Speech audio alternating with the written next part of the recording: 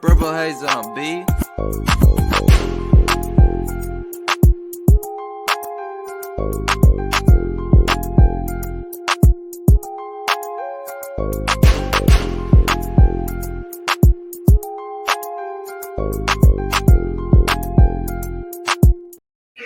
Raider Nation, what is up? What is up? It is your boy Cheeto Linus. Today is officially the first day of the new season is upon us. Let's go. I am excited. There's been a lot more exciting things happening around the league. The Raiders started off with the bang, y'all. We signed big defensive tackle Christian Wilkins from the Miami Dolphins to a long-term deal. We also picked up quarterback Minshew. There's been a lot of debates about the quarterback controversy, what's going to happen with AOC, why did we sign Minshew, things of that nature. But as of now, our quarterback room consists of Gardner Minshew, AOC, and hopefully we'll draft somebody else. Oh, there is that one other dude, Anthony Johnson, I believe, the kid they signed to a future contract. I mean, I haven't heard much from him as far as that goes, but there's been quite a few moves made lately. I know it was kind of getting antsy about what we were going to do, but it made me real happy to see that the Raiders actually were aggressive. They went for the defensive tackle that we all wanted, that we all hoped for, and we got him to this team, and I'm excited. If you don't know or haven't seen videos of this dude, go on YouTube and check it out. This dude has a motor like Max Crosby. There is no stop in this dude. He also has the charisma, that intensity you want to see on the field. So if you haven't seen it or you're not fully aware, I would recommend that you go on there and watch some videos on Christian Wilkins, and you'll see why a lot of us in the Raider Nation are excited.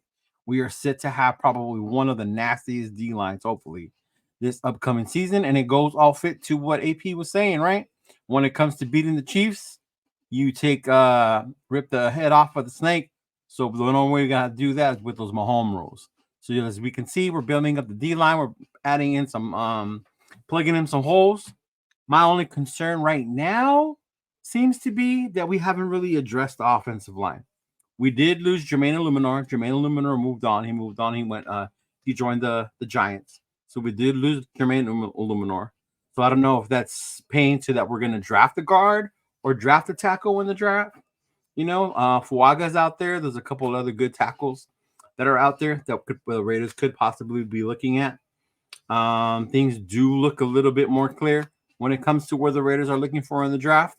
We haven't officially traded yet. Rumors are still circulating out there that the Raiders are still interested in moving up to trade for that one of those top 3 picks. I just saw online right now that one of the rumors or one of the things are that the New England Patriots shared they are no longer interested in drafting a quarterback at number 3, that they are going to be focusing on a wide receiver. Now, with that being said, the top wide receiver in this draft would be Marvin Harrison Jr. So if the Patriots are targeting Marvin Harrison Jr.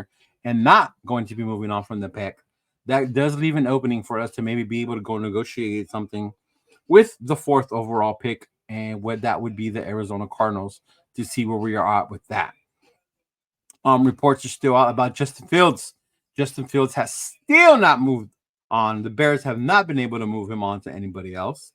There was a big little, rumor thing going on around the other day among the Raider chat rooms, among the Raider Nation, about Fields. Even after we signed Minshew, the whole Fields thing, I don't see it happening anymore. I really don't, unless his price keeps going down more and more and more. If you're thinking we should give up a 2nd or a 3rd for Fields, like, no. At this point in the game, it's absolutely crazy to think that we should give up a 2nd or a 3rd round pick for Justin Fields. At this point, I'm thinking like a fifth round pick, and then we'll see what we can do with him, if that's going to be an option to bring more competition to the room. But at this point, I don't see that being a huge priority as far as bringing in another quarterback like Justin Fields to the Raiders. That being said, it's still up to the debate what Chicago's going to do. Many people think they're going to trade away from it still. They're going to trade out of that pick if they keep Fields. Others will say they're just going to draft Caleb and see what they can do later on with Fields, whether that's releasing him or not. So that's where we are as far as the quarterback situation. There has been some other news today right? I know a lot of you have been following up, but the Raiders have moved on from a couple of players.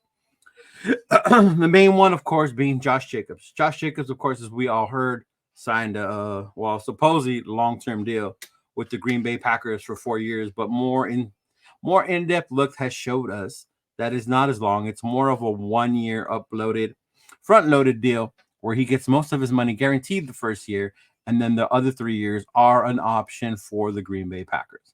What happened? How did that happen? Did Jacobs agent mess up? I have no idea.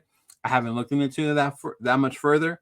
I mean, I was upset that he left. He was one of my favorite players. But being a longtime Raider fan, I've seen that happen before. I've seen it happen when we traded away Marcus Allen to the Chiefs.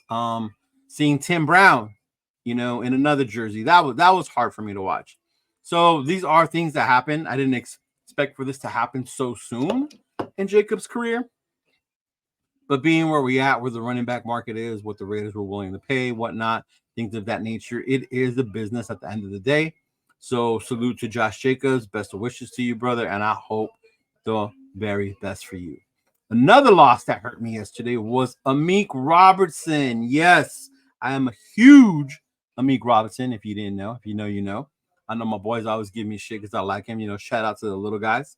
He's one of those 5'8" corners that be out there dogging. He's the dog out there.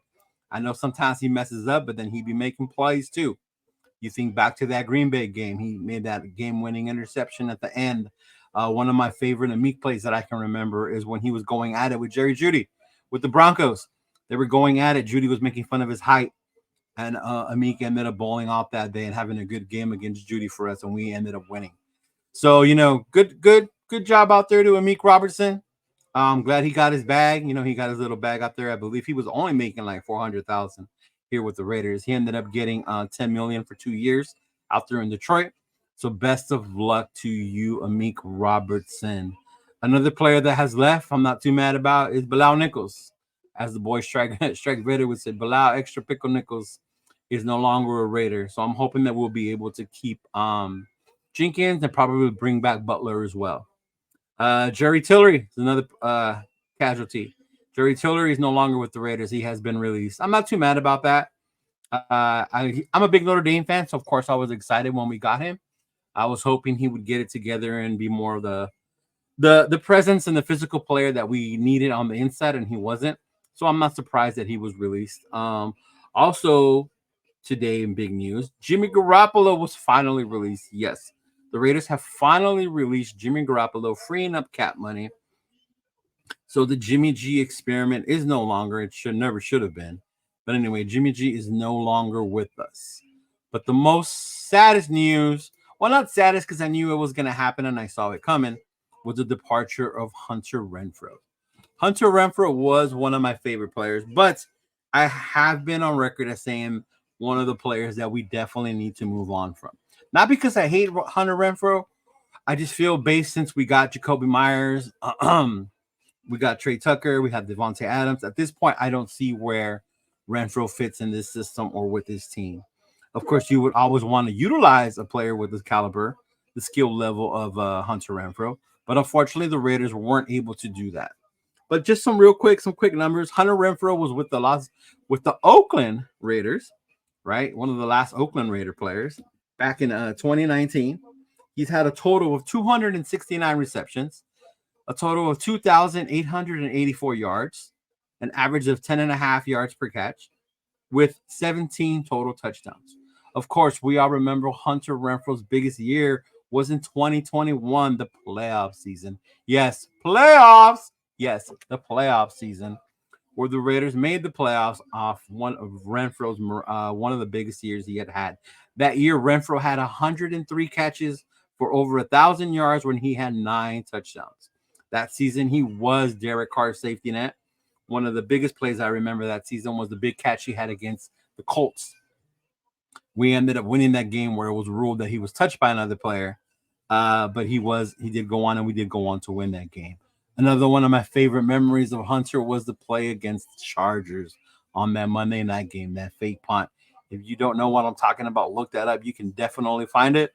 But Hunter Renfrow made a great play, recognized that there was a fake punt, and knocked the ball out of the receiver's hands. So Hunter Renfrow, third and Renfrow, much love to you, brother. I appreciate you. As my boy Raider Rundown would say, thank you for your service.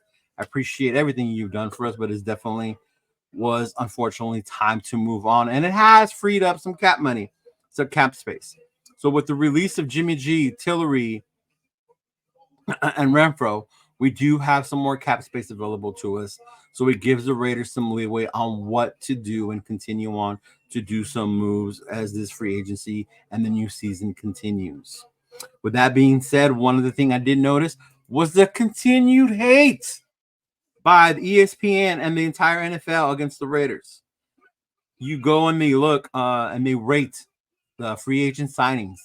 They graded the signing of Christian Wilkins a C+. Like, bro, get out of here. If another team, say the 49ers, would have landed Christian Wilkins, they would have gotten like an A+. They would have crowned them champions again like they do every damn year. But no, because the Raiders signed him, they gave us only a C+. They're trying to say that we overpaid for Christian Wilkins, given that he is at least top 5 defensive tackle in the league, was one of the most sought after defensive tackles in free agency, other than Chris Jones and the dude from Baltimore. I can't pronounce his name, so I don't want to butcher it. But those are one of the other two guys, Madubuike. But Christian Wilkins was one of the most sought after defensive tackles, and the Raiders landed him. And of course, ESPN had to do their hate and give us only a C+. And if you look up those grades, they gave us a B for getting Gardner Minshew. So go figure, right? But anyway, the free agency will continue. There have been rumors out there about the Raiders landing possibly or wanting to bring in Devin White, a linebacker. I think that'll be a great addition for the Raiders. If you think about where he would be playing behind and be able to hit and blow up that gap between Max and Christian Wilkins. And that would just make our defense even better. Right now, we currently rotate about 2 linebackers. So we use Spillane, Diablo, then of course there's Bolton and Masterson. But I think the addition of another one like White would be wonders for us. Another place of need right now, I feel the most important is on that right side of that line. I will continue to pound that because that is what worries me. Last season, I felt like we ignored it. We tried to plug in and bring in older vets that just didn't fit in.